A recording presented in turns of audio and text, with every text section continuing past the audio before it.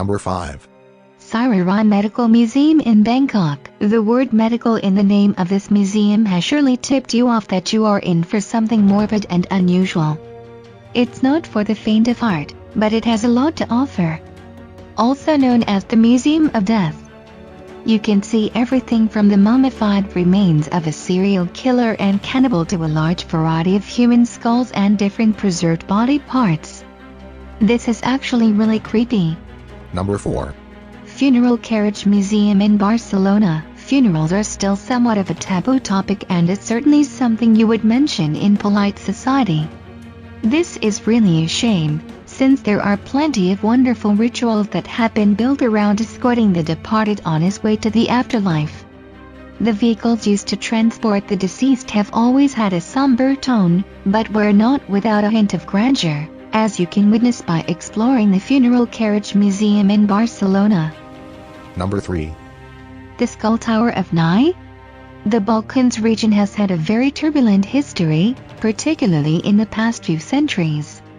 In the 19th century, as Serbians sought to free themselves from their Ottoman oppressors, many battles raged, and one of the most famous was certainly the Battle of Seager.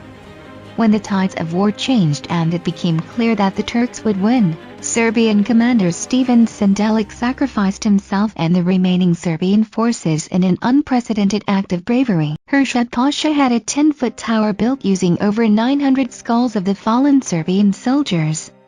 The original skull tower suffered some structural damage over time, and now only 58 skulls remain in the wall, one which is said to belong to Sendelic himself and is encased in glass.